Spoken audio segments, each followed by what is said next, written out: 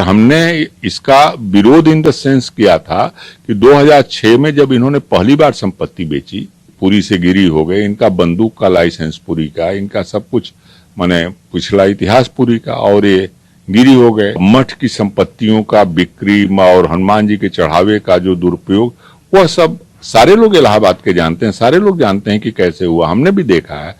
आदाब, नमस्कार दोस्तों, हिंद वॉइस में आपका स्वागत है। मैं हूं राम। बात करते हैं महंत नरेंद्र गिरी की मौत के बारे में। उनकी मौत पर काफी सारे लोग सवाल खड़े कर रहे हैं, लेकिन एक शख्स अभी सामने आए हैं, उन्होंने बयान देकर चौंका दिया है, जिसकी झलक आपने शुरू में देखी। ये उत्तर प्रदेश के रहने वाले हैं, आईजी रहे हैं पहले इलाहाबाद में, प्रयागराज से। आरएन सिंह नाम है इनका। इन्होंने नरेंद्र गिरी पर एक इल्जाम लगाया है अपनी फेसबुक पोस्ट पर। कहा कि जब मैं आईजी था उस वक्त काफी सारे मामले मेरे सामने ऐसे आए हैं जिसमें महंत नरेंद्र गिरी ने जो मठ की जमीनें थी वो भूमाफिया को बेचने का काम किया था। और ऐसा नहीं, एक विधायक को, अलग अलग पार्टी के अलग अलग विधायक को, अलग अलग भूमाफिया को इन्होंने जमीनें बेची हैं।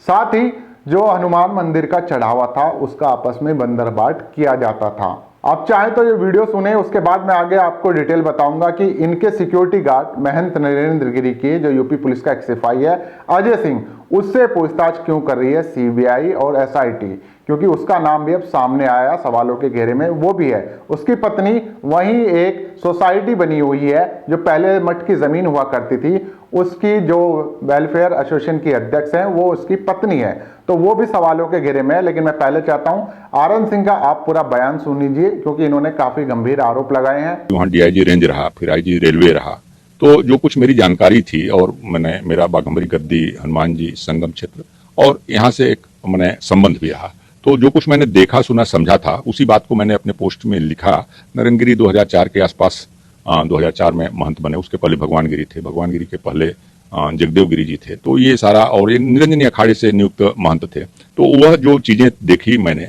और जिस प्रकार से भगवान गिरी के पास नरेंद्र गिरी का पूरा जीवन जीने का तरीका, भगवान गिरी निहायत सरल संत थे, निहायत सरल संत थे, सरल जीवन उनका था। और नरेंद्र गिरी तो उनके शिष्य भी नहीं थे, तो नरेंद्र पुरी ये हरगोविंद पुरी जी के शिष्य थे। ये एकाएक भगवान गिरी का शिष्य डिक्लेयर करके और वहाँ के गिरी से पूरी से गिरी हो गए, इनका बंदूक का लाइसेंस पूरी का, इनका सब कुछ मैंने पिछला इतिहास पूरी का, और ये गिरी हो गए। और इनके साथ ही साथ इनके जो शिष्य थे वो भी आनंदपुरी से आनंद गिरी हो गए। तो ये सब लोग गिरी पूरी रातों रात बदल गए। तो ये जो कुछ वहां चला, और फिर इन लोगों का जो 5 स्टार वाली जिसे कह लीजिए ना, जीवन जीने की स्तर या जीवन जीने का तरीका, उस पर, और उसमें जो मठ की संपत्तियों का बिक्री और हनुमान जी के चढ़ावे का जो दुरुपयोग, वह सब सारे लोग इलाहाबाद के जानते हैं, सारे लोग जानते हैं कि कैसे हुआ, हमने भी देखा है। और हमने इसका विरोध इन द सेंस किया था कि 2006 में जब इन्होंने पहली बार संपत्ति बेची, महेश नारायण सिंह को इन्होंने जो पहले भंडिया से विधायक थे समाजवादी पार्टी, उसके पहले वो शराब माफिया थे, शराब के ठेकेदार थे, तो ये भी हंडिया के मूलतः रहने वाले थे नरेंद्र गिरी जी। मैंने तो इन लोगों के पहले से संबंध रहे होंगे।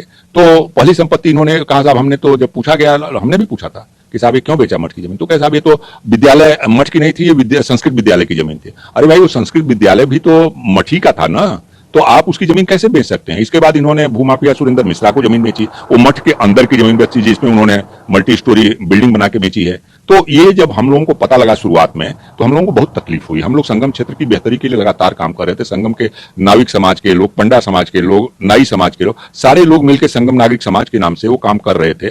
तो ये आरएन सिंह थे जिन्होंने सीधा सीधा कहा कि सिर्फ सीबीआई जांच नहीं होनी चाहिए, ईडी की भी जांच होनी चाहिए, उन भूमाफिया पर भी शिकंजा कसना चाहिए जिन्होंने जमीनें खरीदी है। बागमबारी जो मठ है उसको सरकार को अपने हाथ में लेना चाहिए, और आनंद गिरी जो है उसके लाइफ स्टाइल जो है वो भी अपने आप में एक चर्चा का विषय है कि उसके पास इतना पैसा आया कहां से, उस पर भी और ज्यादा सख्त कार्रवाई की जरूरत है। ये आरएन सिंह का कहना है। आरएन सिंह 2008 में इलाहाबाद के आईजी रहे हैं, तो कोई छोटी मोटी शख्सियत नहीं है कि उन्होंने आरोप लगाया। जाहिर सी बात है, प्रशासन को सारी जानकारी होती है।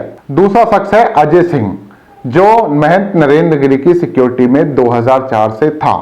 वो उनके काफी करीबी बताया जा रहा है, उनसे काफी उनके अच्छे संबंध बताए जा रहे हैं। हालांकि अजय सिंह पर यूपी पुलिस के दौरान, क्योंकि जब वो यूपी पुलिस में ड्यूटी कर रहा था, काफी सारी लापरवाही के आरोप है। लेकिन वो 2004 से महंत नरेंद्र गिरी का एक तरह से सिक्योरिटी गार्ड बना हुआ था, उनके लिए सिक्योरिटी करता था।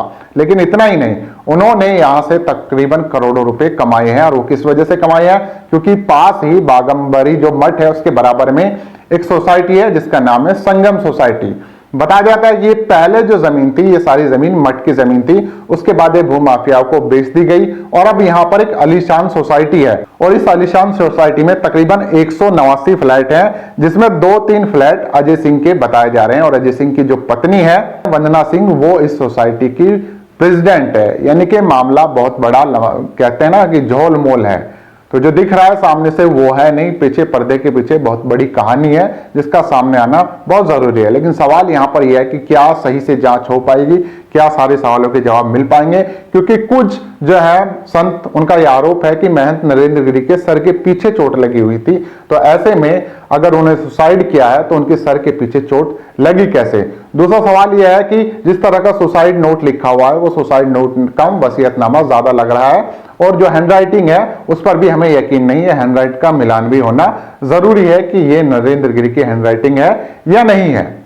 तो टोटल मिलाकर बात निकल कर ये सामने आ रही है, मामला करोड़ों नहीं अरबों का भी हो सकता है, क्योंकि जिस तरह की जमीनें बेचने का आरोप आईजी आर.एन. सिंह ने लगाया कि 2008 में जब वो आईजी थे तब उनके सामने ये मामले आए थे कि नरेंद्र गिरी मठ की जमीनें जो है भूमाफिया को बेचने का काम करते हैं, जिसका एक सबसे बड़ा उदाहरण है संगम सोसाइटी, जिसमें तकरीबन 200 फ्लैट हैं और अजय सिंह जो उनका सिक्योरिटी गार्ड है, जो यूपी पुलिस का एक जवान है, वो भी करोड़ों का मालिक बन गया है।